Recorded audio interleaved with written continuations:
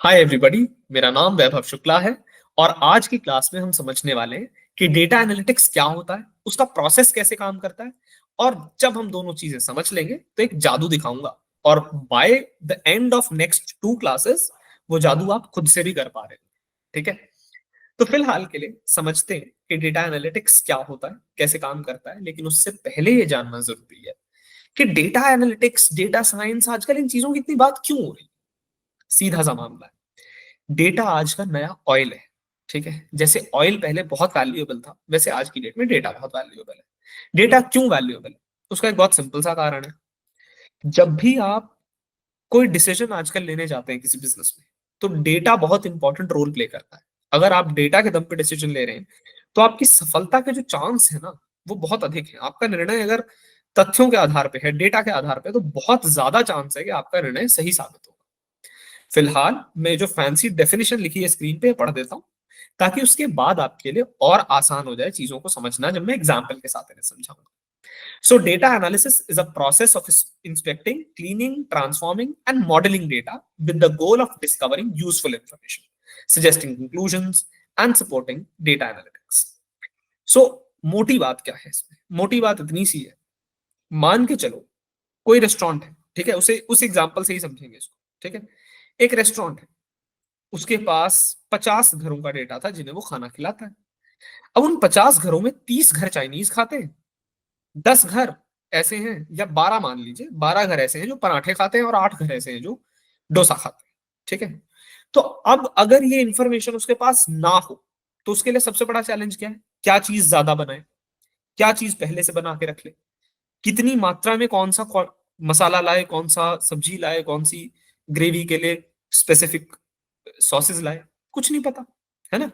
लेकिन अगर वही व्यक्ति ये जानता हो कि 30 घर ऐसे हैं जो चाइनीज खाएंगे, 12 ऐसे हैं जो पराठे, और 8 ऐसे हैं जो डोसा, तो उसके लिए बहुत आसान हो गया है निर्णय लेना कि कौन सी चीज उसे ज्यादा मात्रा में बनानी है, कौन सी सॉसेज उसको लेके आनी है, कौन से सब्जियां उसको ज्यादा लानी है। क्योंकि उसे अब पता चल गया है कि उसकी मैक्सिमम जो टारगेट ऑडियंस है, या जिन लोगों को वो बेच रहा है अपना सामान, जो उसके कस्टमर्स हैं, उसमें ज्यादा से ज्यादा लोग क्या खाते हैं।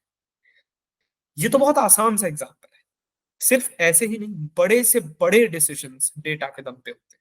ठीक है, वैसे वैसे डिसीजंस जो शायद पूरे पूरे बिजनेस की यात्रा को, पूरे पूरे बिजनेस की एक ग्रोथ को आमूल चूल परिवर्तन के साथ सामने ला सकते हैं। ठीक है, तो बड़ा जरूरी है ये समझना कि डेटा पर अगर आपका हाथ एक बार बैठ गया, आपको उसे समझना आ गया, तो आप तथ्यात्मक रूप से कुछ ऐसी बातें किसी भी ऑर्गेनाइजेशन को बताने में सक्षम होंगे जो उनके लिए काम आएंगी, कोई और एनालिसिस करने में, कोई और आगे डिसीजन लेने में बहुत ही काम की मेट्रिक रहेगी। मेट्रिक कहते हैं किसी ऐसे मापदंड को जो उनके लिए बहुत काम का है। ठीक है, किसी कंपनी के लिए अगर आप उन्हें दे रहे हैं। अब आप समझिए कि अगर किसी कंपनी को आप ऐसा डेटा न सिर्फ निकाल के, बल्कि उसे एक ऐसे सुंदर तरीके से उन्हें दे पाए, उन्हें प्रेजेंट कर पाए, उसमें एक अच्छी इंफॉर्मेशन निकाल के, जो चीज उनके लिए जरूरी है वो निकाल के उन्हें दे पाए, तो आप बहुत वैल्यूएबल इंसान हो। और इसीलिए आज की डेट में डेटा एनालिस्ट की मार्केट में बहुत डिमांड भी है और वैल्यू भी रहती है। ठीक है, तो आगे चलते हैं और समझते हैं कि प्रोसेस क्या है डेटा एनालिटिक्स का, या डेटा को एनालाइज किया कैसे जाता है एक्चुअल। तो पहली चीज है डेटा रिक्वायरमेंट्स एंड स्पेसिफिकेशंस। ठीक है, या डेटा रिक्वायरमेंट स्पेसिफिकेशन, सीधा ही कह लें। तो मामला क्या है? मामला सिर्फ इतना सा है कि एक प्रॉब्लम स्टेटमेंट है। आपको एक प्रॉब्लम स्टेटमेंट दी गई एनालाइज करने के लिए कि मुझे इस परिप्रेक्ष्य में, मैं चाहता हूं कि मुझे पता चल जाए चीजें, मेरे को आइडिया लग जाए कि किस हिसाब से मैं एक डिसीजन लूं, किस डेटा के आधार पे, वो आपको पता चल गया। उसके बाद आपने अगला स्टेप लेना शुरू किया। ठीक है, आप जैसे अगला स्टेप लेने आए तो वो है डेटा कलेक्शन का स्टेप। अब डेटा कलेक्शन का स्टेप जब आपके सामने आया, तो इस स्टेप में एक प्राइमरी चीज है, आपको कई सोर्सेज से डेटा लेना पड़ सकता है। अब इसे भी एक एग्जांपल के साथ समझे। ऐसे कई सारे सोर्सेज हो सकते हैं जहां से आपको डेटा कलेक्ट करना पड़े। जब आप डेटा कलेक्ट कर लेंगे तो फिर आप डेटा प्रोसेस करेंगे, डेटा क्लीनिंग करेंगे, और उसके बाद एनालिसिस कहीं हो पाएगा।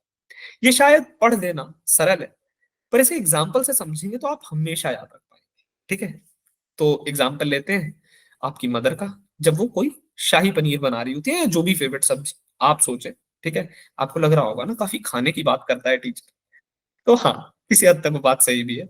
मुझे अच्छा खाना बहुत पसंद है। और हम साथ साथ एक रियल लाइफ एग्जांपल भी ले लेंगे, ताकि आपको और बेहतर अंडरस्टैंडिंग बने इसकी, ठीक है।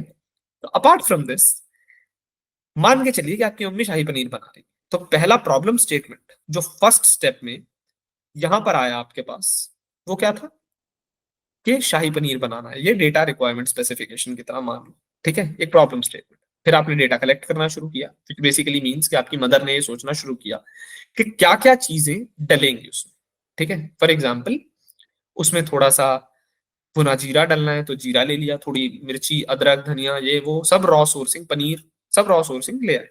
रॉ एलिमेंट्स जब आपके पास आ गए, कच्चे चीजें, तो फिर आपने प्रोसेसिंग चालू करी। प्रोसेसिंग में क्या होगा, पहले आप वो जो जीरा आपने लिया था उसको थोड़ा सा भूनोगे, है ना। जो आपके पास मिर्ची है वो साफ करोगे, वो क्लीनिंग फेज में आ जाएगी, है ना। उसको आप, उसकी जो अनवांटेड चीजें हैं, जैसे आगे और पीछे का जो हिस्सा होता है मिर्ची का, वो अक्सर हम काट के निकाल देते हैं, तो वो डेटा क्लीनिंग में आएगा, आप रिमूव कर दोगे फालतू की चीजें, ठीक है। आपको जो एक स्टैंडर्ड साइज ऑफ चॉपिंग चाहिए प्याज, वो आप स्टैंडर्ड साइज काट लेंगे, है ना, या आपकी मदर अगर बना रही है तो वो काट लेंगे। तो ये सब तीनों प्रोसेसेस इसी तरह से डेटा के लिए भी हो रहे होते हैं कि आपने कहीं से डेटा कलेक्ट किया, उसको डेटा को प्रोसेस करना शुरू किया, उस डेटा में क्या नए पैटर्न्स आपके काम के हो सकते हैं, उसके लिए कई सारी चीजें आपने डिफाइन करनी शुरू की। फिर आपने वो डेटा साफ कर किया। और डेटा प्रोसेसिंग और डेटा क्लीनिंग इंटरचेंजेबली, यानी एक दूसरे की जगह पर भी इस्तेमाल होते हैं, ठीक है। तो कई लोग डेटा क्लीनिंग पहले करते हैं, डेटा प्रोसेसिंग बाद में करते हैं, उसको आप ऐसे भी समझ सकते हैं, ठीक है। तो एक बार ये सारा कंप्लीट हुआ तो आप जाते हो डेटा एनालिसिस पे। एनालिसिस का मतलब क्या है, वो जो रॉ डेटा आपके पास था जिसको आपने साफ सुथरा करके बढ़िया अपने पास तैयार किया, अब टाइम है उसे मूर्त स्वरूप देने का, वो स्वरूप देने का जिसको देखकर कोई निर्णय लिया जा सके, ठीक है। जैसे आपने वो सारा कच्चा सामान काजू वाजू सब निकाल लिए, अब उसको आपने मिक्सी में डाला, ग्रेवी बना दी उसकी। अब वो जो ग्रेवी है वो मूर्त स्वरूप है उन सारे रॉ मटेरियल्स का जो आपने इकट्ठे किए थे, साफ किए थे, प्रोसेस किए थे, ठीक है। अब वो जो ग्रेवी बनेगी उसको आप आगे दे पाएंगे, सर्व कर पाएंगे कि भाई इसमें थोड़ा सा पनीर डालेंगे और अब ये बेहतरीन सब्जी तैयार हो जाएगी, ठीक है। लेकिन वो जो मूर्त स्वरूप आपने दिया, उसमें देने के पीछे आपका स्किल है, आपको पता है कितना नमक, कितनी चीजें, क्या इंग्रेडिएंट्स आपने डाले, राइट। और यही चीज कंपनी के लिए भी जरूरी होती है, ठीक है। अब मान लो किसी ने कलर देखा और कहा कि इतनी गाढ़ी नहीं है ग्रेवी, तो आपने वापस से थोड़े से काजू डाले और गाढ़ी कर दी। ये हिस्सा आएगा कम्युनिकेशन फेज में, जहां से आप दोबारा एक फीडबैक की तरह कुछ चीजें लेंगे, आपको कुछ नई चीजें बताई जाएंगी और आप उन्हें वापस इंप्लीमेंट करने के लिए यहां से दोबारा शुरू कर लेंगे अपनी यात्रा, ठीक है। अब इसको एक तरफ रखते हैं, ये सोचते हैं थोड़ा सा कि जब हम असली में किसी कंपनी का अगर एग्जाम्पल उठाएं, तो ऐसा सोचिए कि एप्पल है एक कंपनी, है ना, आईफोन्स बनाती है। अब आईफोन्स लोग क्यों लेते हैं, उन्हें ये पता करना है डेटा के थ्रू। तो डेटा कलेक्ट करना शुरू करेंगे, क्या क्या, एज ग्रुप कलेक्ट करेंगे, परचेज करने की क्षमता, परचेसिंग पावर पैरिटी आप लोगों ने सुना ही होगा, कि खरीदने की क्षमता कितनी है, ये देखेंगे लोगों की, कौन से एज ग्रुप की क्षमता ज्यादा है, कौन सा एज ग्रुप ज्यादा खरीदता है, ये सब कलेक्ट होगा। किस फीचर पे आईफोन ज्यादा बिकता है, कैमरा पे, सिक्योरिटी पे, किस चीज पे, ये भी निर्णय लिया जाएगा। उसका कौन सा साइज, कौन सा वेरिएंट ज्यादा बिक रहा है, उसका डेटा लिया जाएगा।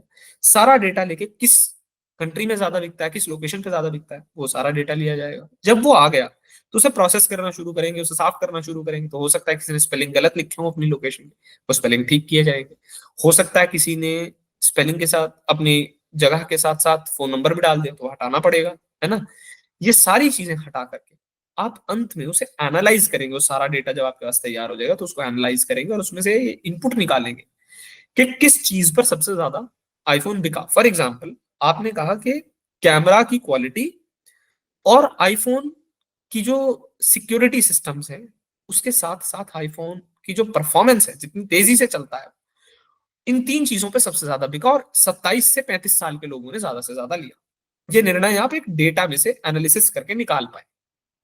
अब कंपनी के लिए कितना आसान हो गई कई चीजें, मार्केटिंग करना जैसे, कई लोग जो एक्सपीरियंस्ड है वो ये बात समझ पाएंगे कि मार्केटिंग कैंपेन बनाने में कितना आसान हो गया, कि उन्हें अब 27 से 35 के लोगों को टारगेट करना है, उन्हें पता है उनकी ऑडियंस क्या है, उसे किस हिसाब से डील करना है, क्या चीज कैंपेन में चलेगी क्या नहीं चलेगा, ठीक है ना।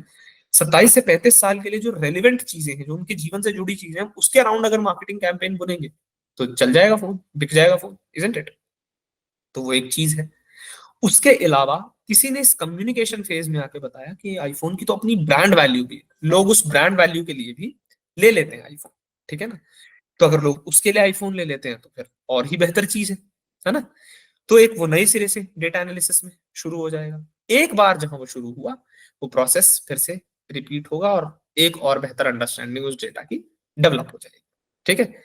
तो ये तो है डेटा एनालिसिस का प्रोसेस और डेटा एनालिटिक्स कैसे काम करता है और क्या होता है, ये तो हमने पढ़ लिया। अब जरा पढ़ लेते हैं थोड़ा सा अपने पास, जो मैं जादू आपको बताने वाला था वो जादू देखते हैं, ठीक है? तो वो जादू जरा मेरी स्क्रीन पे आपको अब दिखेगा। ये देखो, एक बार डेटा देख लो जरा। ये 10,000 लोगों का डेटा है, ठीक है? और ये बहुत छोटा डेटा है। जब आप काम करना शुरू करेंगे तो लाखों के डेटा पे काम कर रहे होंगे, ठीक है? हो सकता है कई कई हजारों पे, 10,000 है, 20,000, 50,000, 1 लाख, ऐसे डेटा पे आप काम कर रहे हैं। और ये जो जादू अभी मैं दिखाने वाला हूँ, ये अगली 2 क्लासेस में आप भी सीख जाओगे, ठीक है? तो अब आते हैं जरा पिवट टेबल पे, जो हमारा जादूगरी का मेन तरीका है, ठीक है? ये आप अगली क्लास में सीखने वाले हो। थोड़ा सा जस्ट यहाँ पे कुछ चीजें पढ़ो, जैसे एज। 21 साल के कितने लोग एनालिस्ट, कंसल्टेंट, इंजीनियर, एंटरप्रेन्योर और मैनेजर फील्ड में आर्ट्स से आए, बिजनेस से आए, इकोनॉमिक्स से आए, इंजीनियरिंग से आए, साइंस से आए? ये नंबर तो मेरे पास लिखे थे, 22 साल वालों के लिए भी लिखे थे। लेकिन अगर मैं इन दोनों को कंबाइन करना चाहता, दोनों का कंबाइंड देखना चाहता कि 21 से 22 साल में कितने लोग आर्ट्स फील्ड से एनालिस्ट बने, तो मुझे यहाँ इसमें क्लियरली पता चल रहा है एनालिस्ट वाले में 51 लोग। ऐसे ही कंसल्टेंट कंसल्टेंट बने 60 लोग, 53 लोग इंजीनियर, 53 लोग, ठीक है? 67 लोग ऐसे थे, 67 इंडिविजुअल्स जो एंटरप्रेन्योर बने, और कुछ लोग मैनेजर, जैसे यहाँ पे आप देख पा रहे हो 49 मैनेजर्स हैं, ठीक है? अब मुझे अगर कोई कैंपेन बनाना हो तो मैं इसके अराउंड कितनी आसानी से बुन सकता हूँ, इजंट इट? बहुत इजीली बुन सकता हूँ इसके अराउंड कोई कैंपेन। मुझे कोई प्रोडक्ट बनाना हो जिसमें मैं अगर टारगेट ऑडियंस इनमें से उठाना चाह रहा हूं तो सबसे ज्यादा किसे उठाऊंगा? मेरी सबसे ज्यादा जनता एंटरप्रेन्योर और कंसल्टेंट्स की है, तो इनके लिए जो सबसे ज्यादा यूजफुल हो मैं पहले वो बनाऊंगा। उसके बाद जो इंजीनियर्स और एनालिस्ट्स के लिए जरूरी है वो बनाऊंगा, और मैनेजर्स को सबसे लास्ट में देखूंगा। अब ये जादूगरी मैं डेटा से कैसे कर पाया हूं और आप कैसे कर पाएंगे, और ये बिना किसी फॉर्मूले की हुई है, कोई फॉर्मूला नहीं लगाना, कुछ नहीं करना, सीधा सीधा। ये कैसे हुआ है, ये बहुत आसान है। ये नेक्स्ट लेक्चर में हम लोग सीखेंगे। तब तक के लिए रिवीजन जारी रखिए, अपने आप थोड़ा थोड़ा जरूर रिवाइज कीजिए, एक अपना टाइम टेबल बनाइए रिवीजन का, वो आपके काम आएगा। Till then stay tuned, have a wonderful day ahead. Bye bye.